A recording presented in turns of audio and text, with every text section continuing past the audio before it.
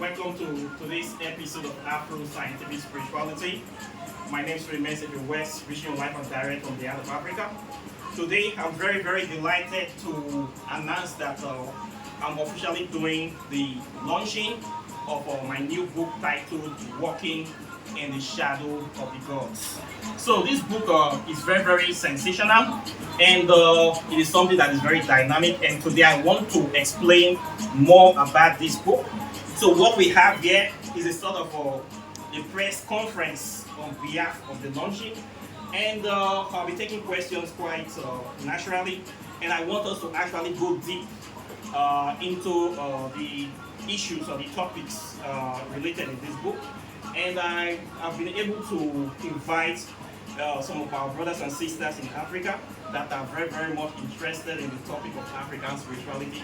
So today, as part of the commemoration of this book, we'll be doing a part-to-part discussion about the importance of African spirituality, or the importance of this book that I'm holding right now. And we are doing this for the sake of posterity, for awareness, and for a sort of brainstorming. And I have here today my very good friend and brother. You can call him our dear priest that will be in charge of this ceremony today. And he's somebody that is very important and instrumental in the development and creation of this very book. So I have him here today, and we'll be talking about the importance of this. And we also have lots of distinguished guests from different parts of Nigeria, today's modern day enlightened African youth that are all representing our places of origin, local government, and also our African ancestors, collective ancestors. And we hope to bring light to this very situation today. So I would like you to introduce yourself and tell us your opinions about what you think the book is all about. First of all, my name is Okay, all the way from Nigeria. Well, we are talking about the Walking in the Shadow of the Gods. It's a nice book. I really recommend it for you guys to have one copy from it. It's going to be nice. I want to know what is the purpose of this book and what it's all about. Thank you very much. What I have here, or what we have here, is a book that is a compilation of ancient African spells and formulas. These are different formulas that are very important in the treatment of various ailments and issues that we have with our human body, like diseases or situations whereby we're having difficulty trying to take on the mantle of being able to solve by ourselves. So it's a book that is a compilation of different kinds of spells and formulas that we can use to solve problems which are physical and both medical and spiritual. So it's a compilation of spells, and these spells are the kind of remedies our ancient African ancestors were using to treat themselves before the inception of Western medicine. So I've been able to take the pain to compile these remedies here, and they are still potent too. They are still very important. So I saw that there's wisdom and there's a lot of knowledge and things we can benefit from this wisdom, and I don't want it to waste away. And with what is happening with today's modern day youths, a lot of us are having difficulty or having lack of interest in the study and practice of African spirituality. So I don't want this to go away. I want to be able to preserve this knowledge. So this is the purpose of this book. So I was able to compile over 200 of them. Yeah, that is very invaluable. In this book, you'll be seeing spells that you can do with herbs, mixing of different kind of herbs, roots, and different kind of compounds that are very important and very effective. And you can be able to use to solve problems without spending so much money and without having to break the bank. And this book is something that is very important, especially for our brothers and sisters that are in diaspora, places like America, Canada, Australia, people that find themselves very, very far from home. With this book or this manual, they can be able to solve many problems by themselves with the deployment of the knowledge of alternative medicine and the greater vast reservoir of the power of herbs. They can be able to help themselves. So this is the purpose of this very, very tool here. I hope I've been able to answer your question in this regard. Can you enlighten us more about the benefits? Like, what are the benefits? Yes, the benefits are too much to overemphasize. African spirituality, as we know, is can be regarded as the mother of all spirituality in the world. If Africa is the mother of civilization, the birthplace of mankind, it's only natural that if we are looking for any kind of solutions to problems, we have to look to Africa first. So the benefits of African spirituality is that the main one is that it connects you to the motherland. It exposes you to the original authentic practice of African traditional medicine, and it's a valuable way to actually tap into the wisdom of ancient people, the oldest people on the planet, that the same wisdom they have been using to survive. To tap into that wisdom, it gives you a lot of direct connection with the continent, and it also empowers you to be able to advance on that knowledge that is already on ground. So I believe it's the fastest and most straightforward approach to the practice of any sort of spirituality, and it does not have any kind of middleman or interference whereby some people will be coming to claim that they are big pharma or they are trying to control or manipulate modern medicine. With the practice and knowledge of African spirituality, we can be able to find how to help ourselves to solve our medical problems without going outside the continent. And it is very, very cost effective, and it's very, very efficient. And these are knowledge, wisdom that people have been having on this continent, and it would not make sense if we keep on ignoring it for Western alternatives which have a lot of side effects.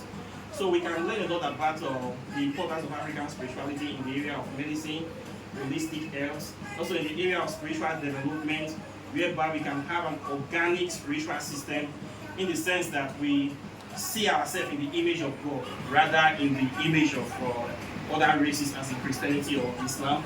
We can actually have something to say, yes, we can call our own. This is made by us, for us, and this is what we represent. This is our own spiritual practice. So I believe that there's a need for us to have our own spiritual, organic spiritual practice, which actually promotes our self-esteem, integrity, and spiritual development as well. I hope I was able to answer this. If you have any more questions? Thank you very much. We know the benefit, so how do we use African spirituality to help ourselves? Yes, that is a very good question. We can use it to help ourselves by practicing it. It is not just about reading about it or just say I'm from Africa. We have to practice it by actually studying, because it has to do with science. It's the origin of modern science. When you talk about science of biology, chemistry, physics, organic chemistry, and we talk about plants, herbs, and also the mineral kingdom, the animal kingdom. Everything is part of the African spirituality. And one thing you need to know, the most important aspect of African spirituality is the historical knowledge and the connection of our bloodline and our own people to the earth. So the importance and the benefit is that first of all, there is a direct connection with divinity, and you have a lot of things you can be able to incorporate, because we have our late African ancestors, our parents, our grandparents that have gone before us, and these are people that have walked the earth before us. They have a lot of wisdom, experience they have been gathering for millions of years or hundreds of thousands of years. So by practicing African spirituality, we are actually walking in the footsteps of those people, and this naturally informs the title, Walking in the Shadow of the Gods. We are actually walking in the shadow or footstep of our ancient African ancestors, the ones that are worthy of emulation. As you know, not everybody that is living is a good person. We have good and bad ancestors. But if we focus on the ones that world copy. We talk about ancient Kemet. We talk about the great people that have gone before us. Modern ancestors. We talk about people. For instance, we talk about Dr. John Eric Black, Dr. Ben Joseph Ackerman, person like Mandela, Marcus Garvey, Malcolm X. These are people that have actually done great things in Africa. Somebody like Fernando Kuti. These are people that are worthy of emulation. So we practice African spirituality with the aim of walking in the shadow of those people to move forward, try to chart that new course based on the foundation they have given to us. So this is the benefits of practicing African spirituality. It's part of it. So we are carrying on that legacy, and we are moving forward in the spirit of unity, of progress, development, and breakthrough, trying to reinvent or develop a new course for our future generations. So we have to continue this legacy. So this is the benefit. By you not practicing or somebody not practicing, means like you're trying to cut yourself off. And you can only go so far. Like in the sense that you can only be somebody that is unique, indigenous, when you practice your own spiritual system. When you go into Christianity or Islam, you primarily go in there as a slave or as a second-class citizen, because it is not designed by our own people. It is designed by foreigners, and you can only be highest as a devotee. And by practicing that, you are actually shortchanging yourself, because you are destroying your own spiritual connection to your continent or to your people. So the benefits is overwhelming. It's too numerous to mention, cannot be overemphasized. So this is just some of them. I hope that I able to answer that question. Okay. Yes, please. Talking about African spirituality, what is the difference between sorcery and African spell? Okay, sorcery is when somebody is practicing magic, any kind of Western spiritual magic without any indigenous connection to your land. We can classify those as sorcery, or Western form of black magic, they want to call chaos magic, which is a compilation of different spells that is not indigenous for any race, any culture, or any people. While African spirituality is actually practicing a spiritual system that is directly connected to your indigenous land. So there's a big difference between practicing sorcery and practicing African spirituality. So in other words, sorcery is how will I call it, a foreign activity? Yeah, it is not just somebody that is practicing magic without or practicing some of spiritual practice that is not organic to any people or any land. African spirituality is organic to African people because it is the spiritual practice of our people, our forefathers. So like African deities, there are some deities we call them bastard spirits when we come to the world of Western occultism. We have spirits like, you will see books like the Goetia, the 7 books of so-called Moses, or the books of Solomon, the 72 genes of Solomon, something like that. When you have those kind of Western grimoires, you will find that it basically contains names of spirits or deities that are not indigenous to any land. You can't trace them to any group of people. You can't trace them to Africa. You can't trace them to Europe. You can't trace them to anywhere. They're just a compilation of spirits. We call this kind of spirits bastards because nobody can claim them. We don't know where they come from. So it's dangerous to practice spirituality with those kind of deities because they could be anything. Okay? We don't know where they come from. So African spirituality is not like that. The deities here are deities that you can trace to the continent. You can trace them to a group of people. When you come to Orisha, you can trace it to Yoruba people in West Africa. You come to something like Igbe, you can trace it to Niger Delta, Urugu people. It's organic to these people. When you come to Palo Mayombe, you can trace it to Central Africa Republic. People own them. They belong to a group of people. When you talk about Kemetic spirituality, the ancient Egyptian Kushite Kemetic spirituality, you can trace it to people in the Nile Valley, to Kush, to Sudan, to ancient Egypt. So they have people that own them. They are not bastards. They are organic. So this is the difference when we practice African spirituality. We own these deities, they belong to us. But Western sorcery, we don't know where they come from. So it's very dangerous to work with spirits. You don't know their intentions. You don't know if they have your best interests at heart. So it's very dangerous to practice with those kind of spirits where you don't know them. Okay, so this is the main difference and benefits again of African spirituality. Any other questions? Afternoon, sir. My name is Sir. Welcome. And I have a question. I've got a question that numerous things. I will try as much as possible. First, I want to portray the question on spell. Okay. Because looking down to religion, especially Christianity, when you hear about spell, they see it as an evil thing. So I want to know, I want to make comparison. Do we have evil spell or do we have good spells? Looking from the Christian side of this. That's my question. Okay, thank you very much. Yes, it's a very good question, quite naturally. When you hear the word spell in the spiritual connotation, it means when people kind of perform some sort of metaphysical act to affect a situation. And from my own point of view, we cannot say they are evil, but it depends on the operator, that is the person that is actually carrying out that action. It can be for good or evil intentions. This is when it becomes bad.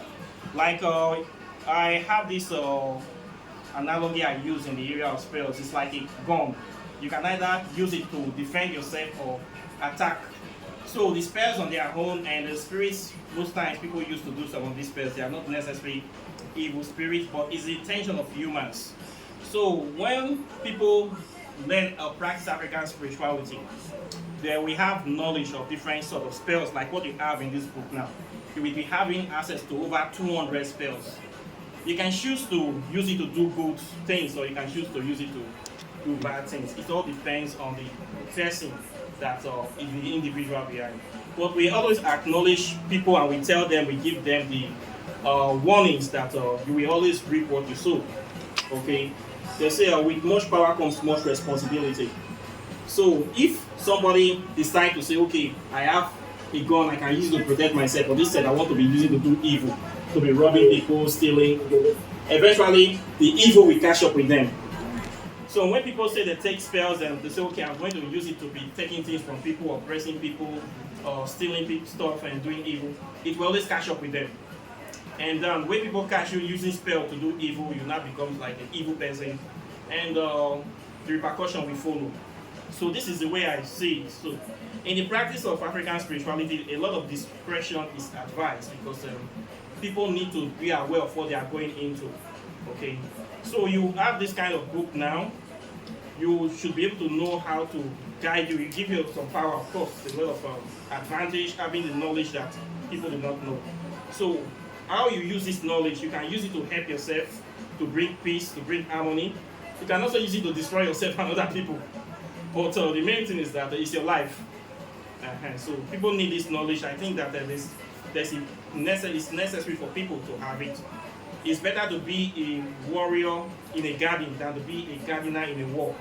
So it's better to have them and you don't use them, or than not to have it at all when you need them.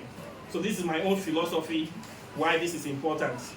Okay, so people that are interested in it, they should be able to, I believe they are all adults, of course, and they should be able to organize or know how to use it to protect themselves and to bring prosperity, wealth, or good health to their life.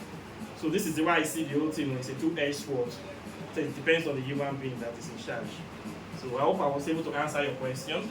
Yes, please. I want to ask this question. I still have a lot of questions to ask. Yeah. Who is the sorcerer? The sorcerer. Yeah. The sorcerer can be regarded as anybody that practices magic or any form of spiritual practice can be called a sorcerer. Okay, that is the Western definition of the word. Now, in Africa spirituality, do we practice sorcery? In African spirituality, some people practice it. We will say we practice sorcery in the sense that the African spiritualists practice sorcery under the title or under the banner of African spirituality. Okay, we can say it like that. That's, for instance, a babalao is also a susra, a dibia is also a susra, a native doctor can be called a susra. Okay, anybody that practices any form of spiritual practice, any spiritualist is also a susre or susra. Because I overheard when you are trying to explain to either this brother here about sorcery and the rest. Okay. So I was trying to think to get it clear. Because in the Western, which is the Western religion, this Orisha you talk about, Yes. the Ifa priest, I know when they give birth to an infant, they consult Ifa oracle to know about the future of that child. I know they are trying to source the taboo of the child for him to move forward in life. Yes. That is the reason why I'm asking. This is very true. It's very true. So we use the word susre in the Western parlance, but in African spirituality we don't really use that word. It's just because we see spirituality as a way of life. So it's just something normal. You can say what they are trying to do in that case is divination. Yes. We call it divination here in African spirituality, to see the future of the child, what the child will become, and what will happen. So we don't call it sorcery, we call it divination. So if you want to use the Western word, we'll classify every spiritualist in Africa as also a sorcery. It is not necessarily a bad word, but Nollywood or Hollywood have given it a evil connotation. So we don't like to use that word in African spirituality. So most of us practitioners are happy to just simply classify ourselves as spiritualists or practitioners of African spirituality. We don't like to use the word sorcery. Sorcery have an evil connotation. Okay, so I hope it's clear. You have any more questions? Okay, nice. So any more questions, please? Brothers are coming. I have another question. With this book titled Walking in the Shadow of the Gods. The gods, I just want to know what are the representatives? The gods. The human gods itself, representative? Yes, the human representative. Yes, we are actually the representative of these gods, because they say man creates these gods. Every group of people on the earth have their own indigenous gods that they venerate, and that they venerate this god in their own image. So we see ourselves as the physical representation of these gods. If we check every organic or indigenous spiritual system, if we check Hinduism, you will see that the representation of God is in the form of an Indian man. If we check in Shintoism or Buddhism, you will see the representation is always in the image of a man that resembles them. When you come to African spirituality, our own symbolism is the African person. So we are the primogenitures of these gods. Okay, we see ourselves as this God that we are representing, with the aim of believing in ourselves or connecting with that divine spark that created us. If you ask him of a supreme being that created the universe, yes, there's a supreme being. We believe in the supreme intelligence, the one people like to call God. But the universe is very vast, and the wisdom of this God is beyond the understanding of the average man, even if the person is a spiritualist. So what we have in African spirituality is the closest version of the deities that we can see represented in nature. As you know, nobody has seen this divine God, this source God, the one that we like to call 0-point energy or the creator. But we can see his creations. So in African spirituality, the most powerful deity that is represented is the sun, which the ancient Kushite called Amen, or maybe people would like to call Ogene, or the one Yoruba we call Olodumare. We personify this deity as the sun because the sun is the most powerful force that gives life in our solar system. So without this sun that we see every day, there will be no life in our solar system. So ancient Africans have been venerating themselves in the image of this sun in the name of Amen. And we also venerate the earth as the mother of creation because the earth is beaming with life, and we see the earth as a feminine principle of nature. So we venerate Mother Earth as well, and we venerate the Son as the Father, and we see ourselves as the children of this union. So we humans on the face of this earth is the closest representation of God because we are the highest intelligence in this earth. We are the most intelligent, so-called intelligent creatures on this earth. This earth is our home. So we are the representative of God, and it's only natural we must see God in our own image. For us Africans, we must see him as a black person, not in the image of a white man, not in the image of a Arab man. I have to say this categorically. We must see ourselves as God. We must assume this position. Except the original God shows himself, we have to see and know that we are the God that is here. This is the only way I see it. It must not be in any other image. It must be in our image. Not Chinese image, not Arab image, not Caucasian image. It must be in black image. Until that other guy will appear, we are God. Are we there yet? This is the way I see it. So now we need to start walking in that shadow and seeing ourselves so that we can be able to aspire and make the sky our stepping stone rather than our limits. So thank you very much. Any more questions? Yeah, I have one question. Your book has gone through this walking in the shadow of the gods. There's one part said spare to protect yourself against gun attack and to avoid danger. Yes. Is there no other way that this thing can affect the person that is preparing this? The way these spells are recorded, like repercussion. Or a side The way, effect? yes, the way this is what I've been able to gather in my research of these sort of spells, I've been able to see that once again prevention is better than cure. So for the mere fact that you have a spell for something doesn't mean that you are going to go and put yourself in the line of fire so that somebody will shoot you to know if it will work or not. It does not work like that.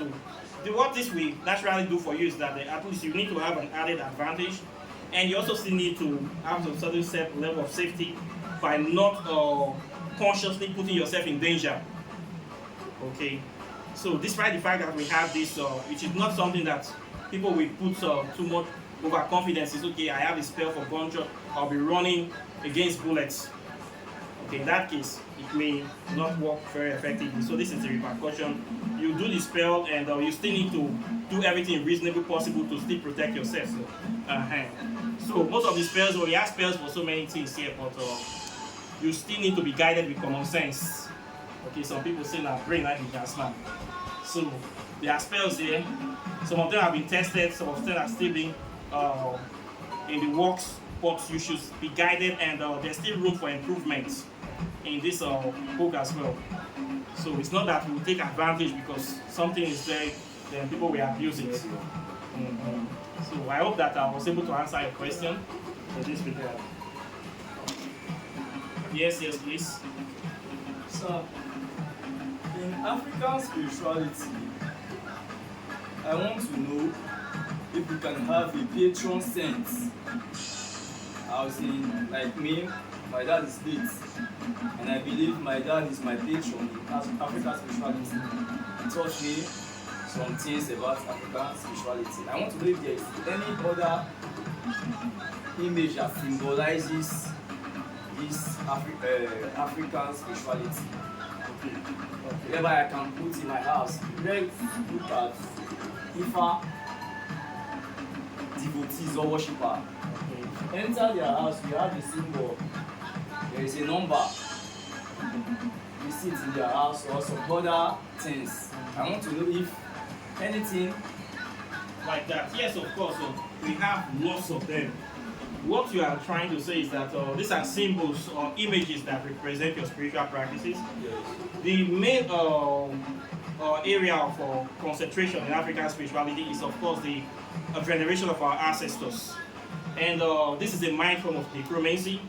When you're trying to make contact with the dead or spirits of the dead in order to seek guidance or protection or enlightenment, we have lots of this symbolism in African spirituality. In fact, when you come to Orisha, most of the spirits we venerate, why African spirituality is very powerful, because we have thousands, each African person today have hundreds of relatives dead relatives that have been practicing African spirituality during their previous lifetime. So these are the spirits that are part of our pantheon of spirits that we venerate. When we do libation, we call the ancestors. These are people that have lived before. We are making contact with those spirits. Each of us have hundreds of these people. And it becomes more powerful when some of these people, they were practitioners during their lifetime, very powerful native doctors and deviants. When they cross over, they become ascended spirits. They have been elevated to what you say gods. We have this kind of spirits. We have a lot of them in Africa. So if you're lucky to come from that kind of lineage, we have very powerful spirits always at your service, because these are people that have moved before. Of course, they'll be guiding you. We have some families whereby they don't have much of this kind of people, but we have some that have a very strong spiritual lineage. That they have people that have been practicing serious and dedicated practitioners. So they have these people in the spirit or in the bloodline of these families. So with this representation, you can use anything to represent your ancestors. You can use their pictures of late ancestors. You can use their items or maybe statues. We do have a lot of statues. Most of our families have what they call family altars. We can use pictures. Like in my case, in my study and contact of most spirits, I simply make use of the pictures. Like this picture is also in contact with some of the Kushite or ancient Egyptian spirits. You can use their previous materials if they have things that you can make contact with. They can be properties, they can be clothes, they can even be physical properties where they have been before. You can use those things to make contact with them. Okay, people use pictures. We use pictures of kings. We can use sands from also their graves. You can use things that they were in contact with during their lifetime. So this is very easy to do. Some people use anything you use to symbolize the spiritual connection is what you will use. As far as they respond, you can also use their names by simply speaking their names. One way we honor our ancestors is by calling their names. We call the names of during prayers, during the libation, and during ceremonies. It's a way of honoring them.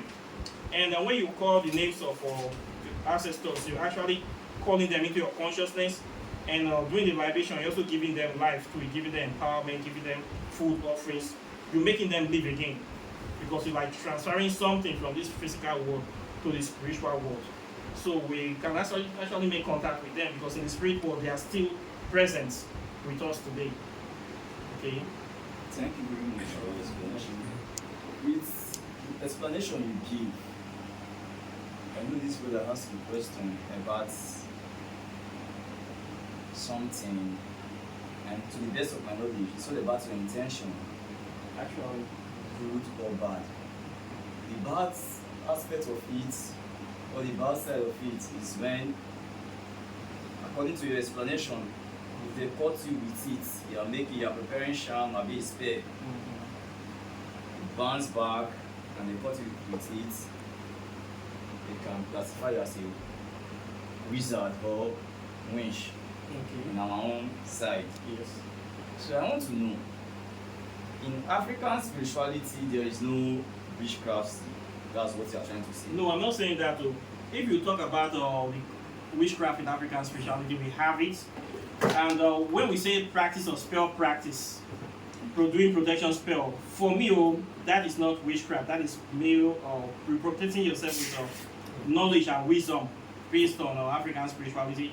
When we talk about witchcraft in Africa, there's a connotation for that. We mean people that belong to a kind of coven or a kind of group of evil people that are dedicated to using their spiritual knowledge to be doing evil. These are the people we call witch.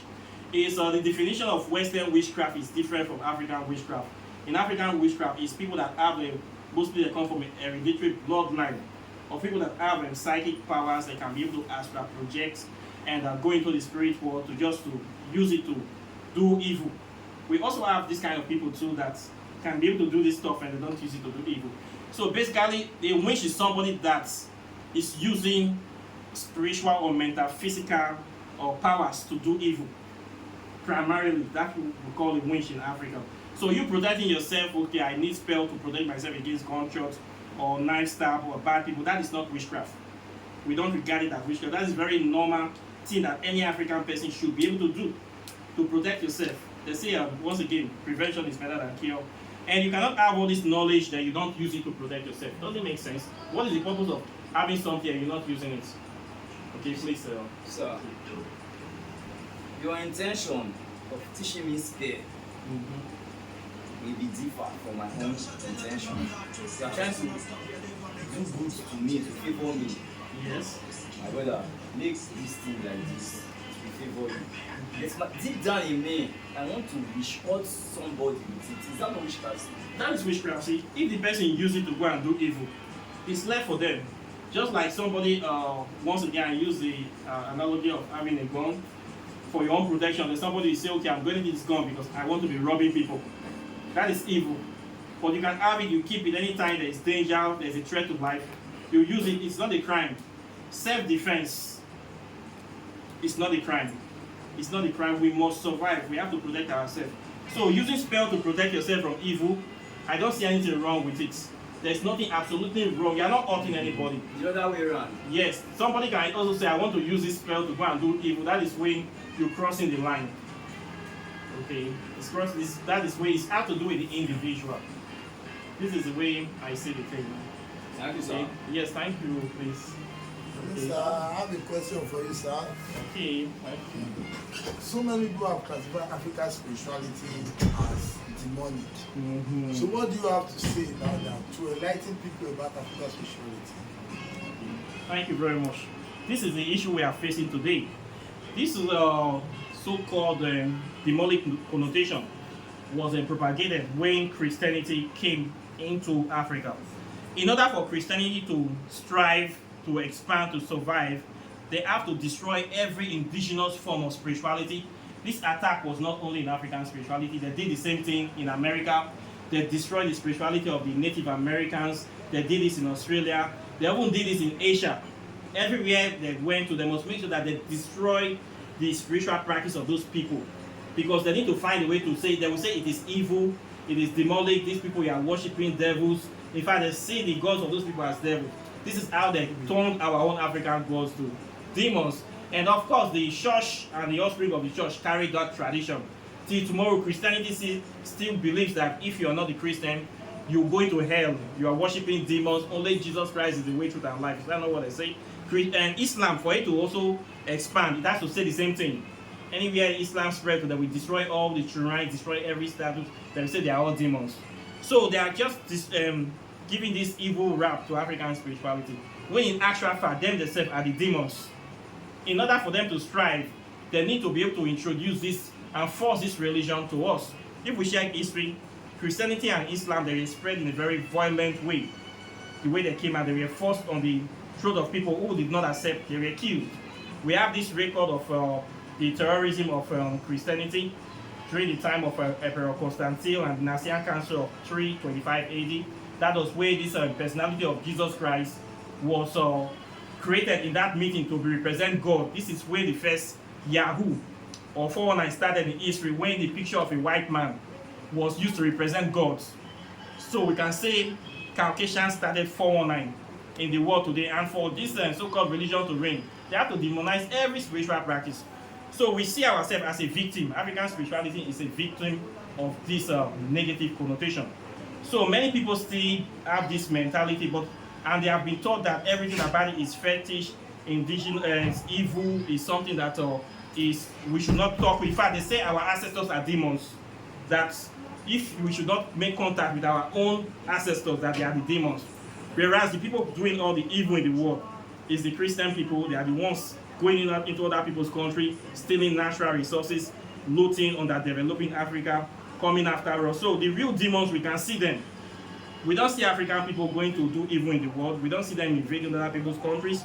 We see the people that are trying to hide our spirituality, our history, still telling us that our ancestors are demons. For me, this is an insult and an infantry which we need to counteract with facts and evidence to prove this. And this is what I have been able to articulate in this my previous book.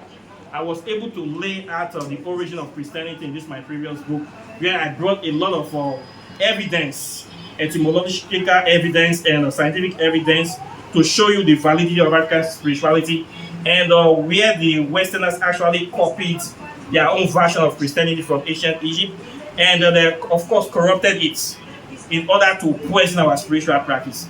So, for instance, let me give you just one example. The symbol of Christianity is made of a cross, representing two male reproductive systems. African Trinity is composed of a man, woman, and child. But Christian Trinity, their Godhead is made of two men and the Holy Ghost, God the Father, Son, and Holy Spirit. There's no woman in that Trinity. So their spiritual practice is not balanced, it's not scientifically balanced and valid. So when you practice that kind of spirituality, it poisons your spirit, it poisons your common sense and your sanity. But when you practice African spirituality, our own Godhead is made up of the divine family of a man, woman, and child. Because when a man and woman comes together, only then you will have children. Two men cannot produce children, two women cannot produce children. So we see this also in the recent pronouncement of the Pope of wedding gay people together. This will never happen in African spirituality. It will never happen. Because it's against our culture, it's against nature, it's against common sense. It's against our own spirits, it's anti-nature. So we are not those kind of people. So they are the evil ones. They are the demonic ones. Not we. We are natural people. We are divine people. We are people that stand for truth and justice. And we have always been living in harmony with the earth. That is before the inception of Christianity. So Christianity destroyed us. It is not the other way. They are the demons. And we have to make it clear categorically and unequivocally. Okay. So what have you done to promote African spirituality?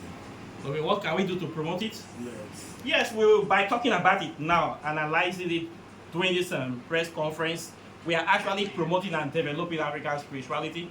We are actually making impact. We can do this by taking initiative, taking interest in the subject, actually trying to go that extra mile to discover the truth about African spirituality, which of course involves our history that they don't actually teach in Africa. They don't teach us history, they don't enlighten us, they tell us that we have no history, that we invented nothing, when everything that the world has today is from Africa. When you go to their Western schools, they try to brainwash you. They will tell you that civilization started in Greek, that Africa have no schools, no universities. But when you go start studying about Greeks, you will discover that every so-called Greek philosopher studied in Africa. From Pythagoras, the scholarly father of mathematics, we see people like Socrates, we see people like Strabo, Herodotus, all of them you can mention. They all studied in ancient Egypt, over 1,000 of them. So if Africa did not have anything, where were these people studying the wisdom and philosophy, even the so-called Aristotle, and all the things they were forcing us to study? It all came from Africa. So these people are hiding a lot of things from us. And when somebody has been hiding your history from you, and they're claiming that they're representing God, it means that these people, they are evil. Any kind of spirituality that is hiding things from you, trying to lock you in a box, telling you not to think, not to use your brain, just believe. Believe in Jesus, believe in Muhammad. These are just using this evil spirit to micromanage your spirituality in order to poison, corrupt your spirit, and manipulate you. So we need to expose them by talking about the truth, by calling them out, by standing firm and exposing all these lies that they are trying to poison us with and stopping it. We need to be able to have that sense of dignity in ourselves. And we need to be firm. Because right now, if you practice your own indigenous spirituality, they want to tell me as an evil person. So we can do this by exposing Christianity and Islam and showing them that these are the real evil religions and not African spirituality. This is why we need to be reading. This is why we need to be studying our history and we applying our science. What this will do is that it will connect us back to divinity. The difference between religion and spirituality is that religion is crowd control and it needs a middleman so that they can be able to survive. They need your money to survive. In African spirituality, we don't need any middleman. It's a one-on-one connection with divinity. So the Western people, they have discovered that if they allow us to practice our own spirituality, they will not make money because there's no way for them to put their self in between God. So they have to make themselves gods. Because that way they say you have to give money to Jesus. You have to start building house for God. You have to start sending money to Rome. They tell you that their own land is the holy land. why Africa, as the mother of civilization, is not a holy place. This is an insult again.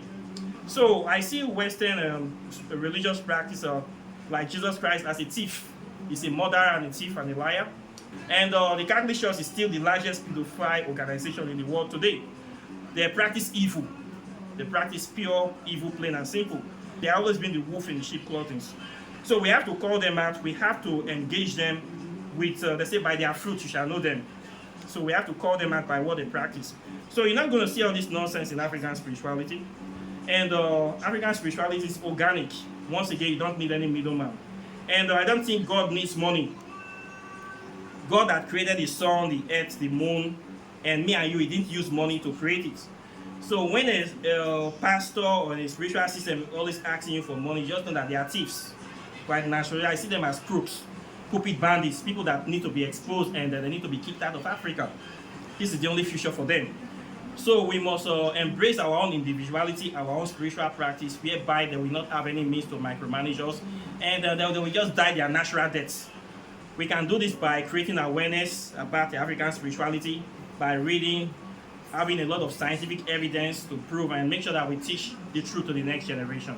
So this is the only way I see that we can actually move forward. And of course, we must practice and we must assume our own godhood and make direct connection with our own ancestors.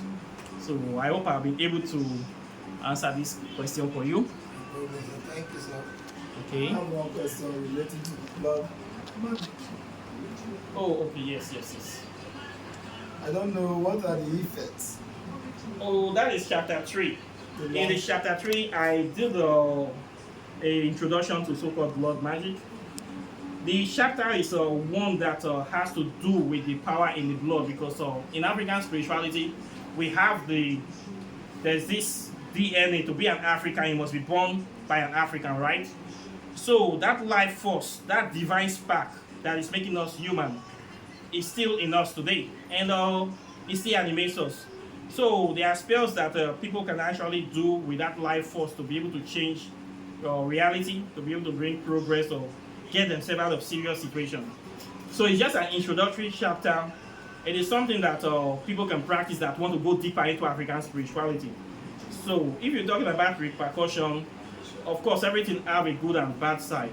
I didn't really go much into that chapter because I don't want people that have not so good intentions to abuse it. So I didn't really go deep into that chapter. But for people that want to go further, they can be able to learn some things about it. Of course, when people practice blood magic, they might feel a little bit drained, because in this case, you're using your life force to do spells instead of like a chicken or a goat. So naturally, if the person indulges in it too much, they will feel a little bit of drain or maybe feel sick a little bit. So I didn't go deep into that, but it is something that is part of African spirituality, and people can be able to look into it for further research and development. Talking about religion, the gap between the Christian religion and the African traditional religion. Okay. What are your take between these two? How do you see this? You've explained about how the white man has come to take Africa and they have come to deceive Africans and make them to believe in their white ways or worship their white God. What are the things that need to be done or that need to be put in place to change this situation? Yes, of course. This is the awareness and educational development. We need to be able to create or develop our own educational system to teach our children the right thing. The major mistake Africa have been making in this regard, because we are actually following the Western curriculum. You cannot allow your enemies will never teach your children what will free them. Your enemy will never give you the knowledge to liberate yourself from under their own enslavement. You have to teach yourself that knowledge too. As far as we keep allowing these people to educate our children, we keep having this problem. We need to find a way of re-educating our youth with teaching original African history. Right now in so many African countries, history is not in the curriculum. And I believe history is the most powerful subject in the world, because it teaches you who you really are, your place in the world, and it gives you that self-confidence and pride. Nowadays, a lot of Africans suffer from inferiority complex because they know nothing about their history, and nobody is doing anything about it. And this is a very sad thing because most of us don't know our place in the world. And as a result of that, we always get oppressed wherever we go. We are always treated as an issue of racism, discrimination, all kind of brutality, even self-hatred, black on black crime. We have a serious case of self-hate in Africa today because of lack of knowledge of self. So we must find way of teaching our youth the truth about who we are, re-educating ourselves and changing our values for further development. I have one question.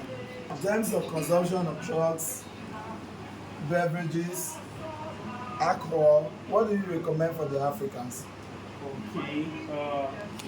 If you say I should prescribe or tell them what to drink, what if you say this? We have the issue of drug addiction in Africa today. It's a very serious problem. Most of our youth, due to the lack of sense of direction, most of them find themselves easily addicted to drugs. It's something that our youth should stay away from, especially in this modern day whereby we have a lot of substandard and poisonous products. I believe we have to educate our youths about the dangers of drug addiction, and they should stay away from it as much as possible because it destroys life. And in the area of drinking, I will recommend our youths to, or anybody that must drink, to try to patronize indigenous or made in Africa, our own indigenous root drinks, the one we call indigenous herbal drinks, are much better because you will see those more organic in nature compared to what we are seeing today in the Western world. So if people want to drink, like, herbs are very good because, for instance, we have things like this that are made from the wisdom of ancient African people, our ancestors. Like something like this that can actually do medicinal work in the body as well as also make the person high if they want to be high as well. So I believe more of this kind of herbs should be researched into, and they should be encouraged. And of course, they should be consumed in moderation as well. And we need to also keep this aspect of our culture alive by actually preserving this knowledge. And with time, we have to refine and develop these herbal products for holistic health and well-being. And I believe they have a lot of advantage over Western alcohol that actually poisons the body and have no medical benefits. I think this is much more better in this regard. So I will encourage the development and patronizing of course, there should be in moderation as well. It is about the GMO consumption. I am totally not in support, and I really talked about that in this book because when we have these genetically modified crops in Africa, when you consume those kind of crops, they actually destroys and poisons your DNA in the sense that they are not natural.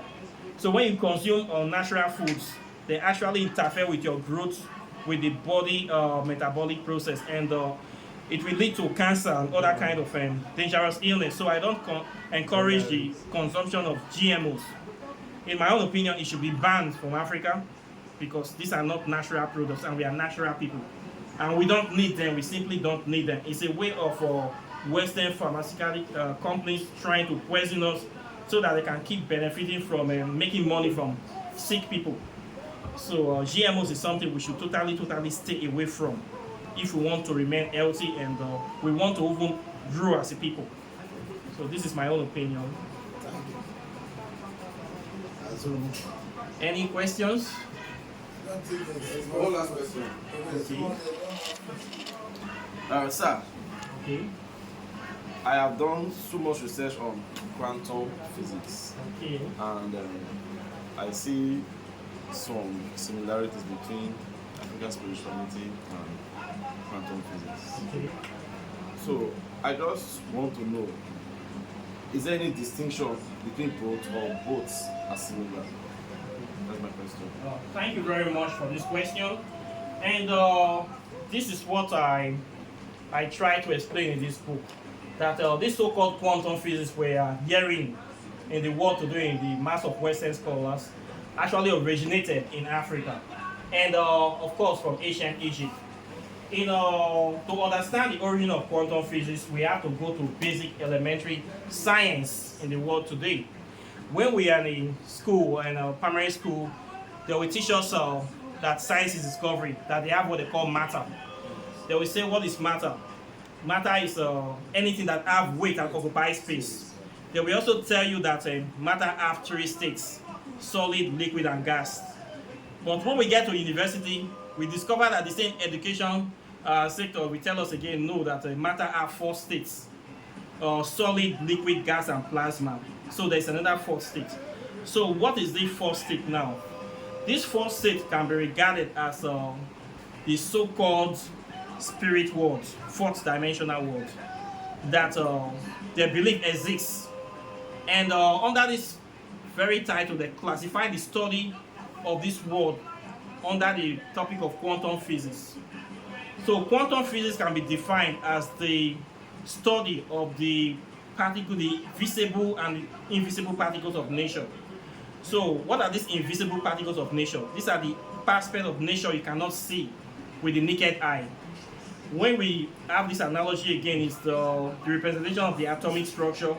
In the atomic structure, they will tell you that the atom is the smallest indivisible particle of nature, and it's made of three main components: electrons, protons, and neutrons. So when you begin to analyze this atom structure, science will tell you again that there are some smaller particles yet still that they classify as quarks and specks. So when you begin to go into this quark and specks, you will now go into the invisible state of nature. This is what they call the quantum states. So quantum physics is the Western definition of studying the spirit world. So many of them will tell you they don't believe in spirituality, but they believe in a world that you cannot see with the naked eye. So that world you cannot see is the spirit world. So in African spirituality, our ancestors already tell us this place exists. They call it the spirit world, the land of the dead, the land of the ancestors. They call it Amente, the underworld. We have different names for it. The invisible world of spirits. So when we deal with our African ancestors, we are dealing with this quantum world because it actually exists, and these things we can't see with our naked eye, the spirits of the late ancestors, the ghosts and everything, that is where they are living. Okay, that is where they are living. So when we practice African spirituality, we are dealing with this world we cannot see with the naked eye. This is the spirit world. This is the quantum reality that they are trying to discuss in this topic. So quantum physics is an African spirituality is one and the same thing. So this is what I was able to accept in this book with a lot of scientific evidence. When they are talking about quantum physics, they are actually talking about the spirit world. But the layman will not understand. They will tell you that there's no such thing, but they study it in their country under the title of quantum physics. So we too, the stupid person will now forget his own while they are studying it, to know how to get more power over you. So we Africans should also study it too with them. We should not leave the work for them. As they are studying their own, you should also study your own, because they are all studying, we are all talking about the same thing. The invisible world, the world you cannot see with the naked eye, the spirit world. So they know that it exists. We know, we see it in the movies, they talk about it every day. But do we African people actually talk about it? They tell us to run away from it, but they are studying it. They say you should run away from it. As a sensible person, you should also study it too. They say it's what you don't know, that is what your mate will use to get advantage over you. Now what you don't know, now your mate will pass you. So as they are doing their own, you should not throw away your own, that your own is evil. You should hold your own and be practicing it anyhow you can do it. This is the essence of this book. This book will tell you all the things you need to know, how to be able to trace all the things they are talking about, all the grammar they are using. You will trace it from the origin in Africa, and how you can be able to start studying this subject on your own. We already have this in our DNA, in our bloodline, and we don't need to go through too much statement. We are naturally connected to divinity. We just need to tap into it. It doesn't need a middleman once again. So we are talking about the same thing. So this is why we need to be here. Okay. So I hope I was able to answer that question. Yes, sir. Any more questions? I have just one. Okay. This one have to do with the physical evidences we are seeing around us. I just want to know the symbolism of the skull and the statue I'm seeing. Oh, yes, it's cool. I was hoping somebody will ask Of course, this score is it's a good score. This score is representing our African ancestors. And of course, we cannot be having this conversation without inviting the ancestors to the meeting. We must acknowledge that they are here and they are always with us. So when we are talking about spirituality, of course, there needs to be a representation. So this score is just a symbolic representation of the spirit world, because we are talking about things, once again, that many people would like to classify as fairy tales. And it's a symbolic representation of African spirituality, and it has many meanings. And of course, it's representing our African ancestors here. So it's only natural that we have to use a symbol to represent them, to make it very, very formal. Okay. Any more questions? Thank you all for coming. I'm very, very much delighted. I'm very happy, and it's not easy. And I hope that we will be doing this kind of discussion from time to time, and to bring awareness to the topic of African spirituality. And I also want to use this opportunity to encourage you to be watching my YouTube channel. The title of the channel is Afro Scientific Spirituality. It is a place where we separate the facts from the fiction, the science from the superstition, and the concept from the misconceptions about African spirituality. So if you are interested in this subject, you can keep watching my channel. You're going to learn a lot of things about African spirituality. I have over 500 videos on the subject, and I also teach it. You can register for my program. My website is River of Knowledge. And if you want to do your spell work, you want to do your X's, packs, Oracle Tarot readings, I do all those services and much more. And if you especially still need to buy the book, you can still get it there. I sell it. There's a lot of copies for everybody. So please join my YouTube channel and start informing yourself. If you want to keep updating yourself about African spirituality, that is the place that you need to be. So apart from that, I wish you a very wonderful day, and I'll be seeing you in the subsequent videos as usual. So take care and bye. Peace.